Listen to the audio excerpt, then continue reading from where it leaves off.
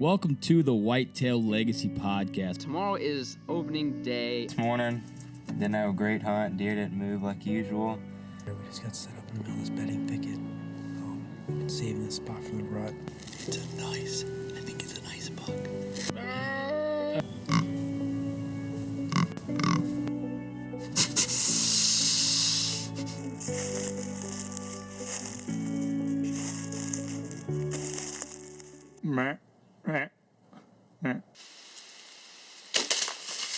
Boom! Hits a 170. That was money. I think he's down right over there, maybe 10 yards.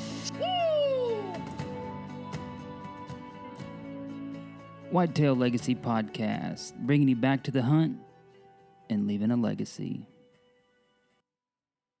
Baller rut.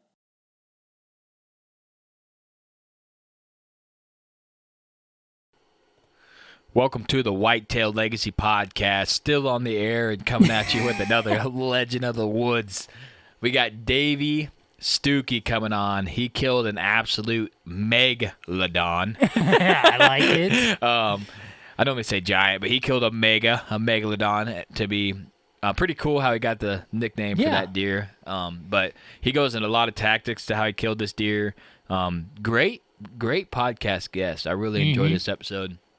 Guy's super knowledgeable about hunting giant deer, and he seems like he's always on a freaking giant. Yeah. So, he's got her figured out, and hopefully we get to talk to some of his friends here in the near future. So let's get into the people who make this possible. Start out with the VIP veteran broadhead. A lot of people down south, which we might have a down south episode coming up. Hint, hint. The hog log. That's something we don't talk about a lot. Yeah. That's that product that he has that we don't get to use, and I wish we did. I don't want hogs in our area, Right. but I just want to kill some hogs. And I seen some videos of that hog log band. They really like rolling that thing around and destroying it. Like just a circle that comes from having that thing it's out. pretty cool. It's like, oh, man. Pretty cool. So, yeah, check out the hog log by VIP. Something we don't talk about a lot, and we figured we'd give a shout-out this episode. You got the VIP veteran broadhead shout-out. Yeah, the shout-out this week is actually our guest. Davey did mention that he was in the Army, and he retired in 2016. So a huge shout-out to him for signing up and sacrificing. And yeah, he said he retired, so he's in there for a while. Yeah. So we appreciate your service, man. We know that was a lot of time away from your family and a lot of work done for us here at Whitetail Legacy and the VIP crew. All right, let's get into Ingram's Outdoor Obsession. All your taxidermy needs. Did your cousins get Euros done, you said? Yes. They got a couple Euros done? Yep. So. His first buck in 7 years and her biggest buck. Nice. Should have so mounted far. them. That's what I told him. People are like, how many shoulder mounts can you get? I'm like, I don't know. Until I run out of room, I guess I'll just add on. I'll always find room. Yeah, you'll find room somewhere. The kid's bedroom. Oh, yeah, that's where it's going. Like, you've been in my house. I have no room for a full-body turkey, but I'm getting one. You're you know getting what I one, mean? yeah. I got a spot for it It's somewhere. important. ECW calls. I was thinking about this. So I'm not really into goose hunting, but I think it's something that I would enjoy doing. And as you've seen Jeff's calls, like, how do you think he's got, like, the multiple different colors in there?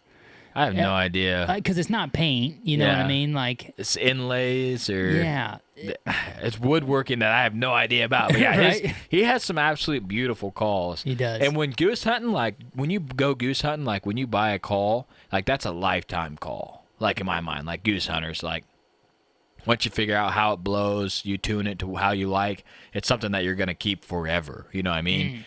And it's cool that you can get something custom there, like a grunt tube. You know, you might use it a couple years and it gets lost or something. A goose call is always on that necklace, you know. Oh, yeah. With all your bands, and it's something that you carry around and have, you know what I mean? A grunt tube's like in your backpack, in your truck console, you know what I mean? It's kind of in your Slate pocket. calls rolling around, turkey hunting. You know, a goose call is something that you could get one for your kids, and he could use that the rest of his life. So Wow. it'd be something pretty cool. Scent lock, all your camo and ozone needs. Still running the Oz 100 in my basement. Been hitting the treadmill a little bit. Been running it when I roll out. It's been working pretty good. Go down there. It's smelling pretty fresh. It's hard to keep them basements fresh, man. Yeah. That's tough. So older house too. So Odds 100's doing its work. Let's get into the show. All right, we got Davey Stuckey on. How you doing tonight, man? I'm doing good. How are you guys? I'm doing good. We're out here. We didn't get the heater fired up quick enough in the garage. We finally got some snow here in Illinois, so it's a little crisp outside, but it finally feels good. Finally feels like winter a little bit, so I'm kind of liking it. Yeah. Yeah, it's finally snowing a little bit here in Ohio. Temperature drops about 20 degrees since yesterday.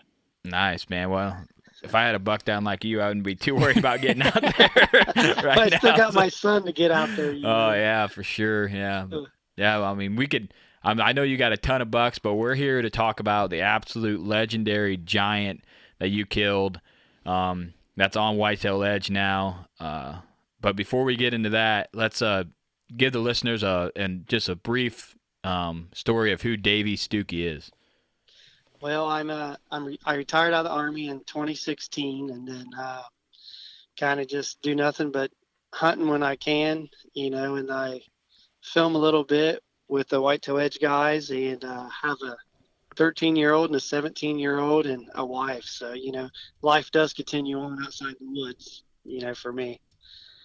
Pretty Nice. simple guy. I don't have a lot going on. Sounds like us. You just got the kids that are a little bit older. We're just starting. So Yeah, that makes it really rough there. yeah, it's fun. Learning, lots of learning. Yeah. Yeah, That's what I'll put out there. Lots of learning. Mine pretty much they maintain themselves now. Yeah, that's got to be You can excellent. know where you're at, what you're doing, and that's about it. If I have to be. Nice. I'll be in the woods. Be home by 11. I'll be there. So. Yeah.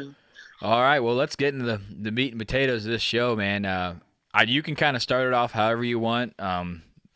First off, how wide was the deer? That's what I got to know that right at the beginning. The inside was like 26 and an eighth. Man, they get past 23. It just looks ungodly wide. You know what I mean? So 26 and 8, that's even tip to tip was like insane because his beams went straight out, so. Yeah, I can't remember what tip to tip was on the outside, the edge of the beam, from the outside, each side. I think they got him at like 29 and 7/8. It was ridiculous. That is insane. 30 inches wide. 30 inches wide. Not bad. No, not bad. But yeah, like we say, this is our podcast, it's your episode, so kind of run down however you want to start the story, and go for it. Okay, well, I'll give you guys a little bit of history on him. I found him in 2016, and he was a 150-inch deer. He had the exact same mainframe 10. He didn't really have any trash, but his rack still sit back kind of a little bit goofy than normal, than a normal deer would. Didn't have much history with him. I got him on the mineral side a couple times in the summertime, and then I had a handful of pictures of him in November during rut, like he had cruised through that area where that farm that I was hunting. And then 2017 was almost exact repeat, except he had blown up into a 100, probably close to 180, 190 inch deer, possibly, with the spread that he had. And at the time, I didn't put two and two together. It was the same deer. I mean, because he had a funky side to him. I don't know if he was injured. He injured it during velvet. I mean, you just never exactly know, on some of these deer. And, then we roll into 2018. I spot him in the bean field and happened to kind of see where he was coming out of when I saw him and realized where he was bedding at. And once I found him, he kind of never left that little area right there. I probably had 25 encounters with him, between hunting him and preseason in a day, just seeing him on the hoof. He was very unique as far as, what he did. I mean, he pretty much laid in the same bed 4 to 6 days a week. He was in the exact same bed. And, he was just there was an old hog barn out there where I hunt at. And he was laying on one side of that hog barn, depending on the wind. Like that was always his backstop, which was, pretty smart for a big deer because nothing's coming through a wood, the old hog barn there. So he always had that as his backrest. And the only time he'd ever disappear on me is whenever it rained or stormed for a couple of days, he was going across the road on me, and he was feeding in this cornfield. And then when it started drying up, he would come back because there's no water on that side of the road. And I was kind of obsessed with him, so I was out there quite a few evenings, probably 4 or 5 evenings a week. And every time it rained, he'd disappear for a few days. So I actually caught him going across the road a couple of times on me when it rained. So one of the tactics I used is, the farmers where I'm at is small cornfields, 200 acres. So, we're a small bean field. So I can't put any food plots in. The farmers don't allow it. If they can till it, they till it and plant it, which I get it. That's how they make their living. But I was able to access up by his bed about, I could tell you exact distances, 152 yards. And I had a corn pile right there. And once I put that corn pile there, he never left like a 10, 15 acre area ever again once I started feeding him there. Wow. It was just something I thought I needed to do to keep him from getting run over. And every time he crossed that road, it's a pretty busy road, so a lot of people are starting to see him. Yeah, I mean, he could get hit or someone see him and try to get access on the neighbors where he's feeding that corn or anything. I'd do the same thing if I was able to. I'd be right there. Yeah. And the only thing it hurt me, though, was he knew I was there once I did that. It was 90 degrees. I'm packing corn in there, and it seemed like the day he turned velvet, everything changed. I mean, he was still bedding in the same area and everything because you really couldn't get to him, but he never came to that corn pile till midnight to 3 a.m. after he turned hardhorn. It was like I educated him too much on that side there. And it was 150 yards. Do you think he was still bedded that long, or do you think he was somewhere else up moving and then just going there later? Well, when I was watching him most of the time during hunting season, he would stand up right up out of his bed, and he would pretty much walk straight across this little area in the bean field and right down to the creek, and then he'd come right back up and he'd feed till dark. And then my entry and exit, he wasn't able to see me when coming in or going out. So I'm pretty sure, I had other cameras down there in that bottom also. He pretty much stayed in that bean field and fed all night. I mean, he never really left that whole area. Wow. And I'd say that bottom area is probably about 10 to 15 acres of beans right there, and just in that bottom section of the beans. I mean, the whole bean field was probably, 300 acres. So he never really left that area there. So one of the other tactics I used was after watching him for a while, and I just couldn't close the gap on him, and I didn't want to get up too close to his bed. There's really no trees to hang a tree stand or anything. And, if you put a blind in there on a deer like that, he's going to be gone. There's no way to access to get right up to him. So I had to just watch him stand up every day about 150 yards and walk straight down to the creek. And he'd be gone for about 10 minutes, and he'd come right back up. So he was going down there getting water, and he'd work his way back up to the bean field. But, as October started rolling around, the beans started changing colors, started getting cooler in the nights. He was getting up earlier in the day. And then I noticed a couple times he would get up and he'd walk down to my left to this corner in the bean field, and it was a CRP section. And it wasn't very big. It was basically just a grown-up area.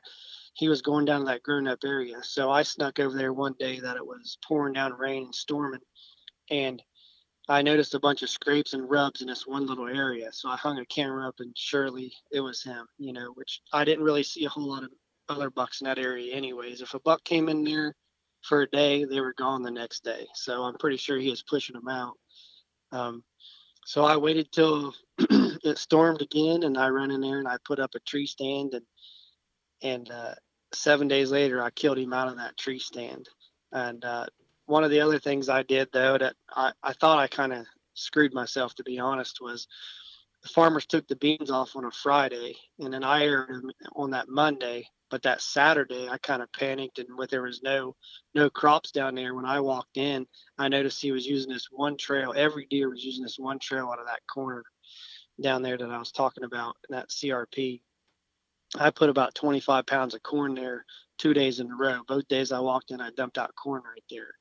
And when he came down through there on that Monday, I mean, he just went to full alert and stopped, just outside of bow range, just stood there and stared at that corn pile that I just put in there.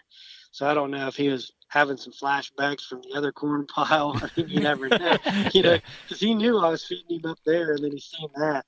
But I kind of got lucky. There was 2 does down to my right, and the wind was blowing right in their faces, and I thought they were going to bust me. And I think I was just high enough in the tree, and my thermals were probably going over the does, and he saw those does and got completely relaxed and put his head down and walked right to that corn pile. And that's where I stuck him at. I stuck him at 13 yards, and I was about 24 feet in a tree. Man, don't get much better than that. No, man, my shot could have been a little bit better, but I was shaking pretty bad. I don't blame you at all. My gosh, you don't even know what's going on at that point. I was trying to. I didn't. I was trying to see if you were shaking in the video, and I mean, you look pretty solid to me. I was like, oh, okay. Well, that's just because we zoomed in a little bit. But if you actually seen the whole video is like 11 minutes long. But we kind of zoomed in, to try to bring the deer up, because I was shaking so bad. I double tapped the main camera. I actually hit the button. You can see it turn red, and then I take my hand off, and it turns back to green, and I didn't even notice it. So I'm sitting here filming him standing down there at full alert, him coming all the way in. And then, good thing I had that second angle of the GoPro, because I would have had nothing besides when he's standing up there after the shot. And he come down there, and then I shot, and then I grabbed the main camera and I wheeled it around. And all this is on the GoPro, but we get zoomed in a little bit so you can see the deer. But I was shaking pretty bad. You could see it, and you could see me put my release on, and I was pretty nervous. I mean, I knew he was a giant deer. I didn't really think he was going to bust the 230 mark. I just knew he was over 200, and that's all I was worried about. Yeah, at that point, you're like, he's just giant. Yeah. We always try to figure out, if you just find a mega deer, I mean, that's a pretty solid name, because we're always like, that's just a mega, that's just a giant. I mean, you don't even know what to call it. It's just really big, it's especially if you see it and you're trying to text or something, you're like, I just seen a big deer, and they're like, how big? I'm like, mega, you know what I mean? Yeah. And it was funny how he got his name was, I actually caught this deer going across the road one day right after a rainstorm, because, we always hit the bean fields. Me and my buddies around here drive around. We always go right after a storm, because in the summertime, it seems like the deer come right out and feed on those beans. And so, he come across the road on me going to that cornfield when I was telling you he was disappearing. So I actually seen him from the road, not from the bean field bottom where I was hunting at, but I knew where he came from.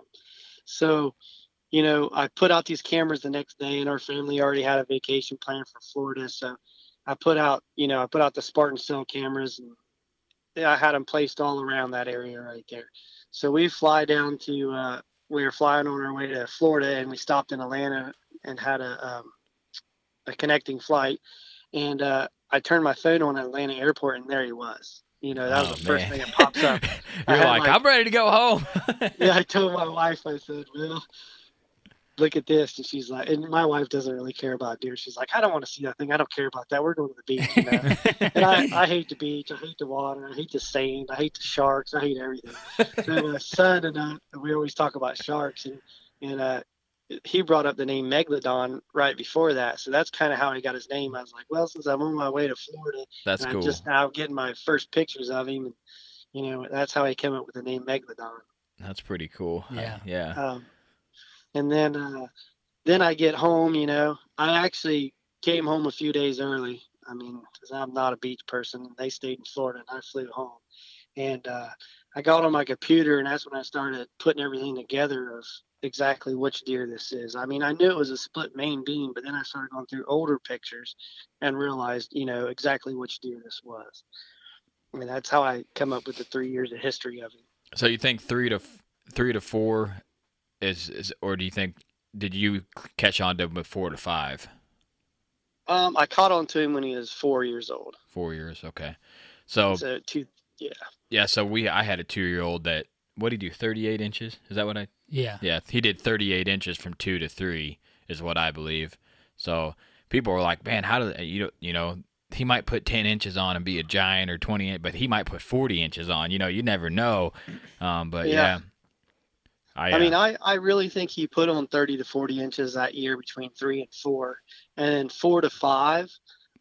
He just put on a lot of trash. I mean, his brows, he was a 24 pointer total, but he's a mainframe 10, but most of it was brows.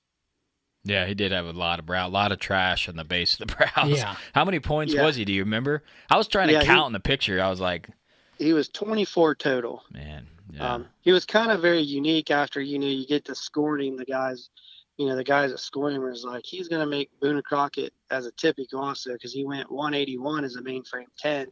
And then after his deductions, I think he only had like 9-inch deduction off the main frame.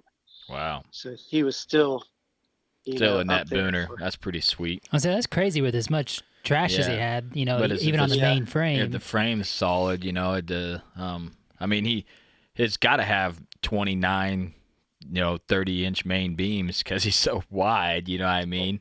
So. Yeah, well, he had 26 and 1/8-inch beam. Did he? Also, yeah. That beam adds up quick, man. You get a couple good beams, and then the trash points, you just start adding those up. You're like, man, this is sweet. Points, if you want score, points is hard to beat, man. Everybody's like, mass. I'm like, you give me 20 points, that thing's going to be giant. I mean, it could have a 130 frame with 20 points. It's going to be 160, Yeah, I mean, you look at the new world record from Illinois. I mean, he was a 150-inch frame deer with all that trash. And, trash gets you. I mean, mine had 51 inches of trash, 51 and some change, so it all adds up. A hefty bag full of trash on that buck. Yeah. Yeah. So you had made the shot on this deer, and then can you kind of go into the recovery of it? Yeah. What happened was, it's a shot, like I said, I wasn't that proud of. It was more of a straight down shot. Where it entered, I thought I was great. The deer runs up there and he stands, and I got 2 minutes of film of him standing up there, and he's breathing hard. His ears are down, his tail's down. I thought he was going to drop right there.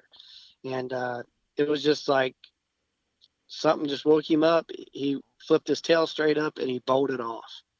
And I thought, oh my, that's not exactly at all what I wanted to, see. So I went ahead and I left for 13 hours, and, obviously I didn't sleep. I didn't sleep a wink. I just watched the video about 5 million times. And after that, I kind of, I brought over a couple buddies and everything. And then I told my buddy, he has a little dog, and we took him out there. And the dog took us right up towards the bed, right where the deer ran. And I thought, man, this is great. Hopefully he's laying up here towards his bed, and that's going to be it. We got up there and nothing. So I called some more buddies. We had a couple of drones come in, and had like 7 or 8 buddies walking around looking for this deer, because we're actually shot the deer at. There's hardly nothing there. It's a 220-acre farm, and probably 180 of it's tillable. So there's really not a lot there as far as where he could be unless he's in a wide open dead. But, he wasn't. So day 2 was kind of a repeat. Well, day 1, we looked from daylight till dark. I got out there at 7:30 in the morning, and we looked till dark. We actually looked till 11:30 at night. And no luck. I got back up the next day from daylight till dark, and nothing. I was pretty bummed out at that point. I was walking through the cornfield across the road because it was still standing. I walked up and down every single row, and he wasn't in there either. So day 3, my wife told me I had to get somewhat back to normal because I didn't sleep in 2 days. So I got up and I mowed the yard, went back out there about noon, and one of my buddies had called off work half a day, came down and helped me. And there was a pond up on the neighbors. I gained permission to go up there and look. We saw a couple buzzards and thought maybe he's up there laying. So we went up that pond and walked around, and there was nothing there. That's kind of, I thought reality was sitting in that, we're never going to find this deer. I've walked by him or something, because there's, something had to be going on, because there's not much air. So, I don't imagine the deer ran for miles. Well, on the way back down to the truck, we looked over in the creek, and then there he was. I mean, we had walked by this deer within 20 yards. I couldn't tell you. I know I walked by it 4 times myself. I parked within 125 yards of this deer, but he was on this bend in the curve, we were walking on the wood side of the creek. So if you didn't walk right up to the bank and kind of look straight down, he was completely submerged up against this bank edge where you just couldn't see him. Now when we came back when we came back, we actually was on the side of the creek that was a mowed cut hayfield, which nobody walked on that side because you could see everything. When we crossed that creek down there, we just walk on that side. You can stand right there and look to the left and see him plain as day. Wow, man! When I was watching that, like you're like, you don't know how, it's been a couple days, but you don't know how frequent you're looking from the video. But I've lost a giant, and just to find it on the third day like that, just out of like walking back to your truck, completely destroyed. I mean, you had to be more amped then than if you like walked up and you seen him crash. Like the motions had to be insane at that point. The only thing I really remember was I yanked my phone out of my pocket and threw it up to my buddy, and I just dove in the water. It was like 40-degree water, and I was just right in there. So it was a great feeling. I mean, I knew the deer was dead. There's no way you can have 27 inches of arrow. I think the arrow was like 27.5 inches, and it was buried to the fletching. So yeah, 25 inches arrow in his body from his shoulders all the way to the back of his, it's lodged in his back hip. And so go ahead. I'm sorry. From where you shot him to where you found him, how far was it? Probably 200 yards. Yeah, so that's how it happens, man. You get going on a trail, you think, oh yeah, this one's went this way, or this makes sense, and you just walk, and then you're like, well, he's not here, and you go back, and then you start again. But yeah, I know a lot of people say do that circle, do the circle, and try to circle it out. But I thought that I hit him after looking at the footage. I hit him a little bit back, but I pretty much ripped. I might have hit the top of the lungs, and I know I hit the liver for sure. And most of the arrow was all the way through the guts and the stomach, and it stuck in his back right ham. So I figured he'd go to water. I mean, a lot of your deer, when they're gut shot, they go to water. So we had walked up and down that creek 2 or 3 times and walked by him because you just couldn't see where he was submerged up against that bank.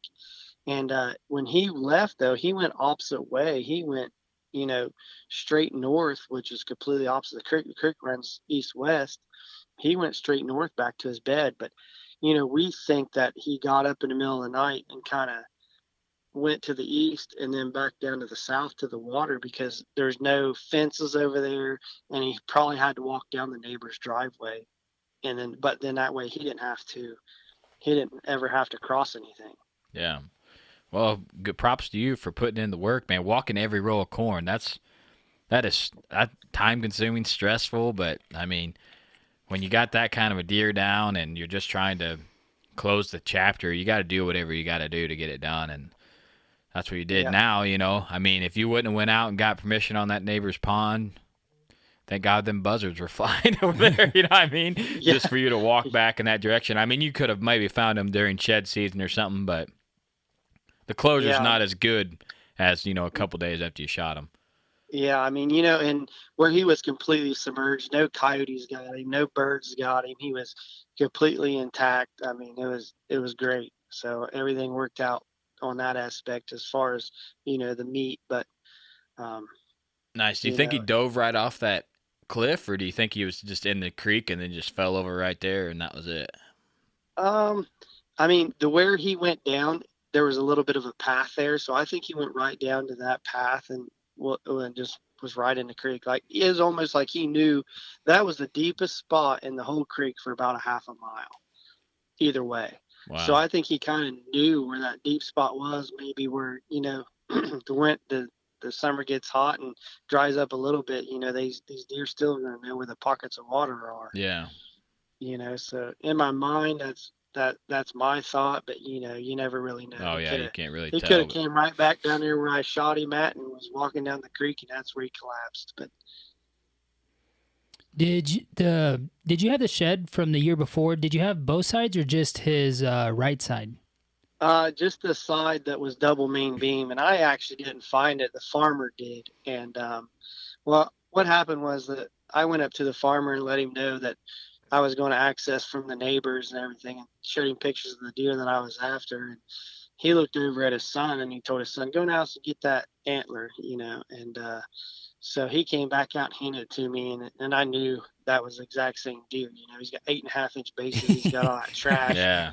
And I told him, I said, this is a deer I'm hunting, and I said, if I kill this deer, would you ever sell, trade, do something where I can end up with this shit? He said, well, if you kill that deer, you just come back and see me. Well, I took pictures of it and everything, and that was kind of like a motivator. And he had actually found that shed probably 100 yards from where I actually ended up airing the deer at. Wow. And it was just right out in the bean field, he said. I had a little bit of chew mark on the end of it, but other than that, it was pretty good shape. It had a big, long time busted off of it. And, how I ended up with the shed was I found another nice shed a couple years ago on his property, about 150-inch 10-point side. And and it didn't have no chew marks on it or anything. And he had it up on like his mantle at his house. Just, they don't deer hunt. They could care less also. And I offered to trade him, and he took the deal. So Gotta love farmers that don't hunt. Yeah, when they say they don't hunt, life's great. Yeah, for sure. You're like, oh, you don't hunt? None of your family hunts. Oh, yeah, this is great. But yeah, I mean, yeah, you killed this. This is deer. This is just a deer that you found, not on your own ground. You didn't grow them. I mean, it's just cool that, if you put the work in and you're just driving around and just find an absolute mega giant, and I think it's really cool that he never left that area. And I think the deer that I lost was the same way. I don't think he ever left like 30, 40 acres because no one else had trail cam pictures of him. No one ever seen him. No one had sheds from him, like nothing. So after you killed him, did anybody come out with any trail cam pics or any of the neighbors knew about him or anything like that? Yeah, one neighbor I did, Javen Thomas, he kills a lot of good deer too. He came out, and we actually, a buddy of mine showed him a picture of that deer, and he wouldn't send it to him, but he showed it to him, and he's like, I got pictures of that deer. So my buddy calls me back and says, Javen wants to talk to you. He hunts beside you, and you guys, I think, got the same picture of that great big giant. So me and him actually got together and talked about it, and he was actually getting pictures of that deer across the road in that cornfield, right on the backside of that cornfield. Wow. But he said he had maybe 10 pictures of him the whole year, and it was always on the days that it rained and stuff like that. So that just told me, that furthered what I knew about the deer. Yeah, furthered your new. That's nice. So you guys kind of could get together and talk about it and be kind of respectful about it, because when you get a deer that size, people are like, "Oh yeah, I've never seen that deer." Yeah. Well, I mean, Javen, he's crested that 200 mark before also, and he's a great guy. I actually talked to him tonight, and we were just on the same page, and I let him know every time I seen the deer on the hoof and what the deer was doing, and he already said that he knew I was going to kill that deer if I hunted that farm and didn't screw it up. Yeah. Because he knew that deer was living there, but he couldn't get on my side and I couldn't get on his side. But the farmer where he hunts actually let me access the deer from his side, but I could only walk this one fence row back. But that was the fence row I needed to walk back anyways. I was gonna say what was nice about it is you didn't have to go hunt in the rain because there was no point in it. Yeah, if it's raining, this deer's not there. Yeah, so. right. Yeah, till I put that corn pile up there for him to try to keep him at home, and it worked. Nice. And you got to do what you got to do. But you talked about access, so I know that's one of the main tactics that you said you think was successful for killing this deer. So kind of break down the access. You found where he's bedding. He's bedding there most of the time. So how did you go about? I know you got permission from the neighbor, but was it like a low line area? Were you using the fence line for cover, or? Like I said, the creek was running from, east and west, and then, a northwest wind is what I needed to walk into. So kind of just lucky how the farm's set up. Well, I pulled into that neighbor, the farmer there, the neighbor, and I told him I was trying to kill this great big deer, and I showed him a few pictures of it, and he kind of chuckled at me. He's like, everybody's trying to kill these big deer. He was another farmer that really didn't hunt, but he had 3 or 4 guys that already hunted on his farm. And I asked him, I said, I just need to walk down that fence row right there, straight over to the landowner where I'm hunting at. he was like, well, if that's the fence row you want to use, you could do it. He goes, do whatever you want to do. Just please don't set up on my side because I already have a few guys hunting here and I don't want to, upset them. So that's the fence row I used, and I walked in with the wind in my face every day. And when I got to the property line, there's a fence row that runs north and south, which is probably about 40 yards wide. It's just a thicket. I actually got down on my hands and knees and cleared a path through there. And then, right on the other side of that thicket that I'm talking about was the beanfield bottom. And then that deer was bedded up to the right a little bit, about 150 yards. So, that deer could see me when I would come down in that bean field. So when I was walking in before, I was coming across the creek in that bottom area, that deer was seeing me. If I walked in from the west side of the farm, the deer was seeing me. If I walked in from the north side of the farm, I was bumping the deer out. So it was kind of the only area that I could actually get into where the deer could not see me coming in or out. Nice, yeah. That's key, man. Access is always number one in our mind, and wind for sure, wind to stand, but wind accessing and your access route to where you don't bump these deer, whatever you can do to. We've had it where we've climbed in stands and there's been small bucks 60 yards away that don't even know we're there, and we're like, man, I didn't even see that deer while I was getting ready in this tree. You know what I mean? So yeah, that's exactly what it was. I mean, if it wasn't for that farmer, and I just got lucky. I ran into a couple farmers that don't really care about the deer as far as they want them harvested because they eat the crops up, Yeah. And I mean, it's just it was like it was meant to be honest, because I can't really explain anything else because it was like everything happened perfectly except the recovery didn't happen quite exactly like I wanted it to. Yeah. That's a small problem to have. It all turned out in the end. Yeah. You talked about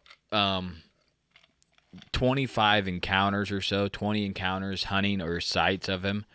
I mean, yeah. That is insane to me. Like, if we ever have a giant deer, it's like the time that you see him is the time you kill him. So I couldn't imagine seeing him repeatedly like that. And it sounds like he was just coming out to that bean field, not coming far enough over at first. Yeah, that's exactly what he was doing. Man, that's like tragic. Every night you're like, oh, is he going to come another 30 yards? Like, And this deer was so cautious. I got him where he had come out that his little bedding area. He had come out right there, and he was, taking a crap. So he'd just gotten up. And if I was watching with a bino, sometimes I'd actually see his antlers rise up where he was standing because the grass was so tall right there, you couldn't really see him except the tips of his rack most of the time. So when he'd pop out, he would stand sometimes for almost 20 minutes, sometimes till it got completely dark where I couldn't see him. He would just stand at that beanfield edge with his nose in the air, and he'd be looking all the way around him. I mean, that deer was very cautious of everything. If the neighbors were up there banging on, the barn where they were working on it a couple times, and it was too much for him, he'd just turn right back around and go right back into his little bedding area. If it rained or if he felt safe, he'd walk right on out there to that creek and then come right back up and feed the rest until it got dark every time. Wow. Yeah, it's crazy that, you think about like, oh, this deer is going to get up and he's going to be moving. How far can he move? How far do I need to be away from his bed? But I mean, if he's standing there 20 minutes and just scoping things out, I mean, you did the right thing and not going in there and like, I'll just hang a set, right on the edge of this, 80 yards from him and kill this deer. No, but I wasn't going to do that. And I had a lot of guys. I get with some guys around here that kill big deer. We all keep our little secrets. We got a very small circle. And, all the guys that usually kill big bucks repeatedly, year after year, always killing I won't say mega giant racks, but, an older mature deer.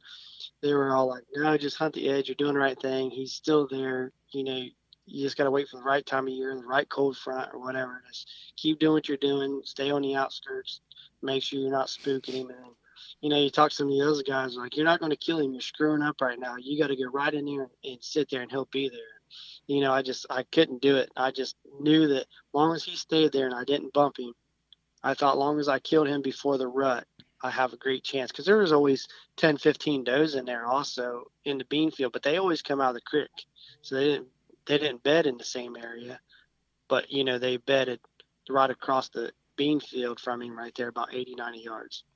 Yeah, so he didn't have to go too far for the rut, but I see what you're saying. I'm kind of the same way. If you got a deer that you think is in the same area, and especially if neighbors know about him, etc., you could have bumped him. He could have went across there to that cornfield, started living over there, and then your neighbor would have been like, now I'm getting pictures of him, 5 days a week. So you did the right thing. It's so hard to choose.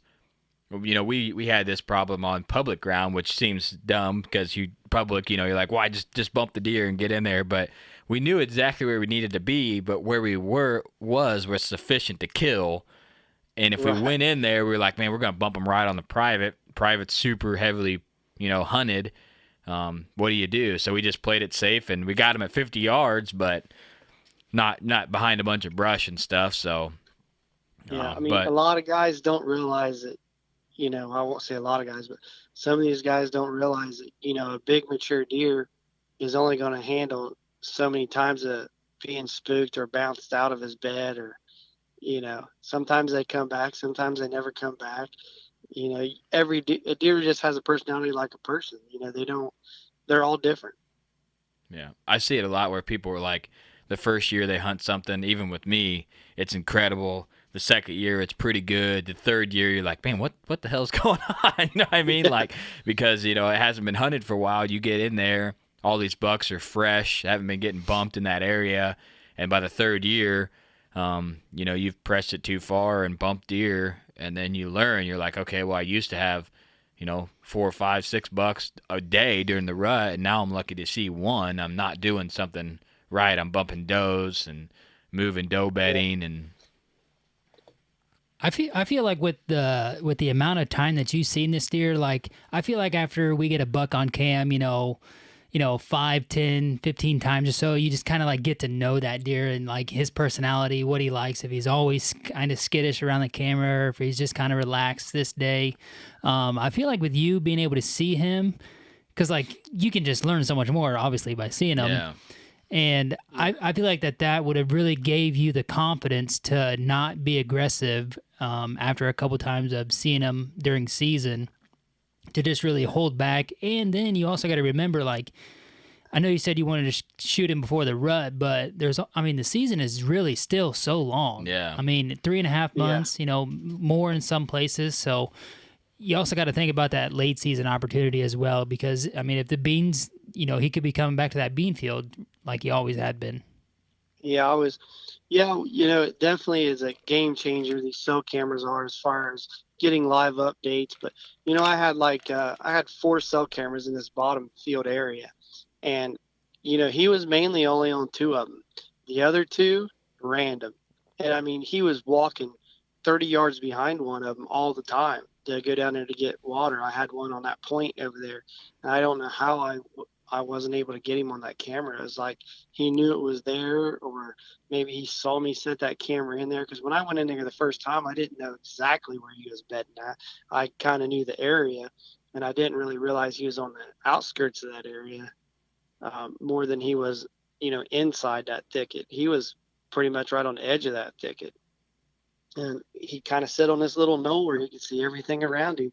And I'm sure he probably watched me put that camera there after realizing where he was at. And he'd never walked by that camera, not once. He'd walk 30 yards behind it every day. Yeah, that's a lot of people say that. I ain't got nothing on my cams, you know what I mean? But we see it. We'll go hunting. What did we see, like 7 deer, and none of them were on camera. We were like, man. on the mobile cam. On the mobile cam, we think we got it right on this hot scrape, and 7 deer, bucks, does, everything walks right behind it. We're like, what the hell, man? Yeah. So. I just don't think we give these deer a lot of credit. Some of the the older deer, they didn't get that old for being stupid. And if you can walk in 100 yards from that deer and he's watching you, that deer, a lot of deer are going to be curious and come over, and you might get a handful of pictures that might not bother him. And some deer that, they're not always going to go the opposite way every time they see somebody walk down that certain field edge or something like that. And just like the instance Cody was talking about there is, like, that was kind of an eye-opener for me. Like, I really had been hunting based off what was going on the cams. And then obviously we don't have a giant piece, so I was like, there's just no deer there. And then, we go hunt and we see, 6, 7 deer and none of them hit the cam. And I'm like, these deer have been here this whole time.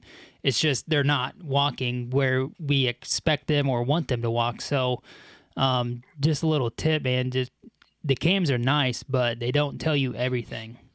No, they absolutely do not. Just like I got 2 or 3 cameras in that bottom right now. I mean, I'll say it now because he's gone, but we had another one that was related to Megladon, probably his brother or a sibling or something. He was well over 200 also. He's disappeared on me. And I keep stuff in that bottom just praying that he's not dead, but I'm pretty sure he must be dead. No sightings of him, no shit. I put out a Facebook post about him and hoping that somebody had some information, even if they harvested him. I just like to know that the deer was harvested. Yeah, I was wondering if I wasn't the only guy that did. Like every time I see a buck, I'm like, "Is that nope, not one I got." You're like, "Is that one I got on trail cam?" Because you see someone post, like Bucks of Illinois or something. You're like, "Nope, looks kind of similar, but not the same." I put cameras down there and I wasn't getting very many pictures. I moved that camera 50 yards on a day that was raining and set it up, and this week alone I've probably had 10 different bucks on it, just from being 60 yards in the same field but 60 yards in a different area. So yeah, that's one thing. You're exactly right. Cameras are going to tell you everything. Yeah, they're awesome, man, especially the cell cams. We're a huge believer in those. We got 3 of them now, and they're just not gonna have to go in there and check them. It's just huge in those key areas. But like you said, that key area, a buck might be bedded right behind that cam, and you'd never know. You know what I mean? So it's tough to decide on that cam. You almost need to do like an observation set of that area, and that's kind of what we were doing that night. Was let's go in here. We're not going to press into the money stand, but we're going to press in a little more and do a observation set. And then, boom, there's, a lot of deer moving, nothing on camera. And we're like, well, what the hell? We've been saving this piece, waiting, because the deer movement hasn't been good when in actuality it's probably been pretty decent the whole time. So you live and learn, man. There's not a year that's been by yet that I haven't learned 80 things. The other big thing that I do, and a lot of my buddies say I'm stupid, but I do not put up no tree stands, and I do not put up any blinds. I don't put up any cameras unless it's pouring down rain or about to storm like crazy. I mean, when I hung that set for Megladon, it was 30-mile-an-hour winds, lightning, thunder, and I was up in the tree 25 foot putting a tree stand in because I was banking that it's going to wash my scent away and that he's going to stay bedded till that storm's over, And to me, the last 2 or 3 years, that's the only time I put stuff out. Yeah, we've done that, or we're doing a lot of hanging hunts recently, trying to hanging hunts too. Keep stuff fresh. But we try to hang them on like really, really early in the year. But if we trying to make a move on a buck, it's a hanging hunt like every time. We got we just run the lone wolf standard lone wolf stuff, and if once you run it good enough and you can get into a tree really quiet. One thing that I will say is the damn shooting lanes, like going in there on a storm, you know what I mean? You could get in that stand and have time to get some shooting lanes cut, because that's boogered us a lot, You're doing a hanging hunt, packing in, and ground scent is just so huge, I mean? I just think that's like one thing that people overlook so much. You cannot walk where these deer are going to walk, or they're going to... Hell, I got busted by a possum this year. I got busted by a possum. A possum hit where I walked in and I just turned around and walked the other direction. I'm like, I ain't going to shoot a deer today for sure. But I mean, so going in there and being able to cut stuff like that on a rainstorm day would be awesome, because then, in your mind you would think everything I just touched is gone. I can whack out some really good shooting lanes, and then you ain't got to worry about it. But yeah. And like I said, I try to learn these deer before I do some of my setups. Now I've got a couple farms that I've hunted my whole life, and the other tactic I use is I go, as soon as the farmer packs his stuff up and leaves, like that next day or two after they've got all the wagons out of the field and semis, tractors and combines and everything. I go right in there, drive right down to where I'm going to put my stands up and put them up and leave. And then I don't hunt them till, season comes in or, the time is right. And, just because everything's already, like Megladon, this is what I didn't tell you guys this part of the story, but they took crops off that Friday and the wind kicked up to about 40 mile an hour. I left my tree stand early and I got down to my truck and I looked down on my phone and he was standing at my tree stand and I missed him by about 4 minutes. Oh my gosh. Wow. Wow. And in my mind, the farmers were out literally 40 yards from his bed and they were out there talking. They were loading, the beans were filling up the wagons out of the combine and I filmed the combines and everything, in the field and thought, well, that's cool, blah, blah, blah, whatever. And I thought in my mind when the wind kicked up and the farmers were right there, I was like, as cautious as this deer is, he's going to stay bedded till dark, So I got down and went ahead and left and I had a cell camera hanging on the setup by my tree stand, not too far, like 20 yards or so. And he literally walked right down through there and I missed him by about 4 minutes. That's crazy. You had said on your video that you thought you were going to be able to get on him earlier in the year. How hard did you hunt him early after season opened up? I actually hunted this deer every day but 2 days the whole season. I only did evening hunts, but he would, from my cameras and where I was feeding him and everything, early season, I thought he was going to get up out of his bed and walk right down this bean field edge, and he just never did it. Once he turned hardhorn, he completely changed. But in my mind, every time it rained, it was 90 degrees. I was still getting pictures of him all throughout the night on a couple different cameras. So in my mind, I just needed him to make one mistake. So I really thought I was going to kill him early. Yeah, if you had perfect access, good wind, go in there and try to get it done. It's like you said, you wanted to kill him before the rut in your mind. So you're in early season, and we don't get to hunt early season. Like October 1's for us, and we see the bucks out in the field and everything. We're like, man, dude, if we could just get out there, September 15th even, Kentucky? Yeah. Yeah. Oh, my, dude. Yeah. When that Kentucky velvet season we were on some absolute giants in velvet. That buck's got to be 27 wide, what I mean? It's just ridiculous.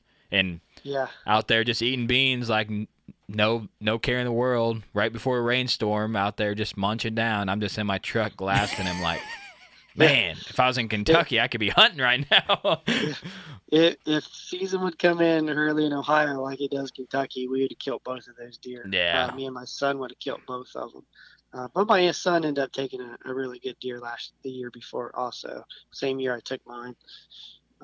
He killed a 156-inch 9-point that was 25 7/8 wide. Wow, that's a giant 9-point, yeah. So we have you on for the Legend series, but you've killed multiple giants. Just kind of break down maybe like 3 or 4 main things that you think makes you successful year after year. Definitely my entry and exit. That's something you got to key on. The other thing is just you got to be dedicated in time. I know a lot of guys and a lot of my buddies still do it, and I see it on Facebook. And they don't want to get out and hunt when it's bad weather or this and that. And sometimes you got to be out there. You got to have perseverance. You got to be out there all the time. You can't give up, especially if you got a big deer in your area. And then I think the other big thing is probably just. I don't really know. After your dedication and your entry and your exit, you can't spook a deer either. That's probably one of the big things is I think you can't go in and go right to his bedroom and hunt the deer.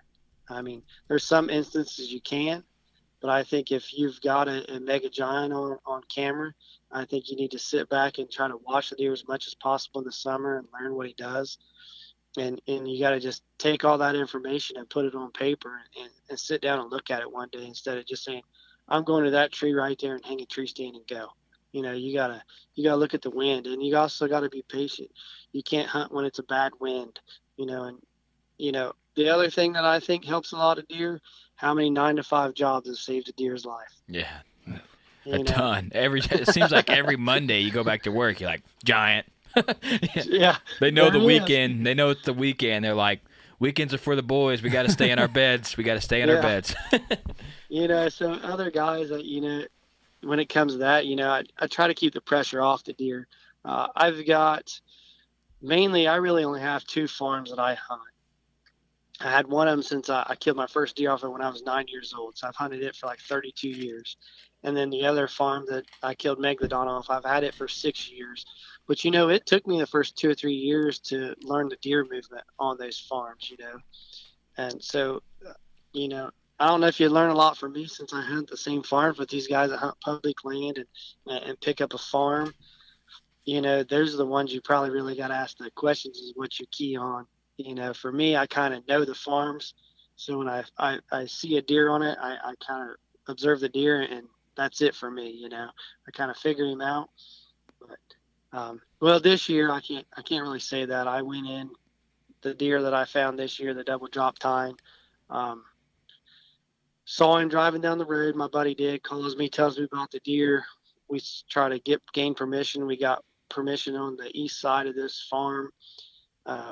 Beside that farm because we couldn't get on as a 20-acre piece, and I figured that deer out and I harvested him the first evening opening season. Jeez. Can't get much better than that, man. Like I said, it's you said public or private. I think it's all the same, man. The deer act different, yeah.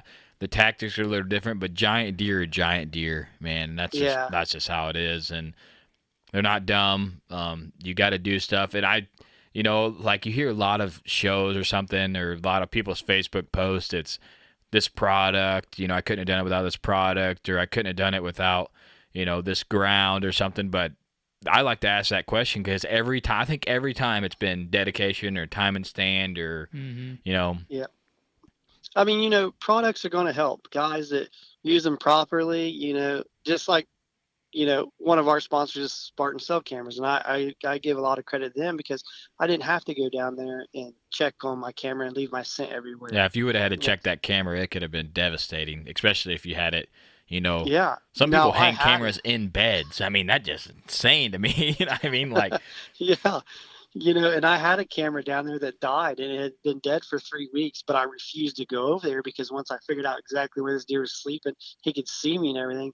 That Spartan camera just sat over there with no batteries in it for 3 weeks. We've had cell cams out there with no batteries a lot. Those cell cams eat through the batteries like a mug, man. You got to do lithiums. Yeah. Lithiums all day. So. But I did. It's just one of those things. You just got to stay dedicated. Learn the deer as you can. Yeah, for sure. Well, man, we appreciate you coming on and telling us the story of Megladon, an absolute incredible deer. That thing had it all. It had tines, main beam, rowels, trash. I mean, when you get 230, you got to. What exactly did it score? He scored 232 and I think it was 2.8, and then after deductions, he was 223 and 5.8. Wow. He was a Megladon. Yeah. Right. He was a mega. So I can't even use that term anymore now. I'll be like, I seen a mega. Homie's going to think of 230 out there, right? You seen a 230? No. It's like a 160. Yeah. Well, everybody uses big buck down now. It don't matter if it's 120 or 300. Everybody says big buck down. So, yeah. It'll still all be used. I think everybody but me uses that. I don't get to say that. But all right, man. We appreciate you coming on. All right, guys. Thanks for having me. I really enjoyed this episode. Went into a lot of tactics of how he got this buck done. Like we say, man, it's always the same stuff. It's access, dedication, time and stand, and not spooking these deer, hunting smart. And he really showcased all of them in this deer. And like I said, if you want to see this hunt go down, you can see it on Whitetail Edge. And we will tag his Instagram so you to follow him there. And dude puts down legends, so he's a guy to follow and learn some stuff from. So we hope you guys enjoyed this episode. Hit that subscribe button and tell your friends that this is the best whitetail podcast out there, because it is. Whitetail Legacy, or leave a legacy. Whitetail Legacy's out.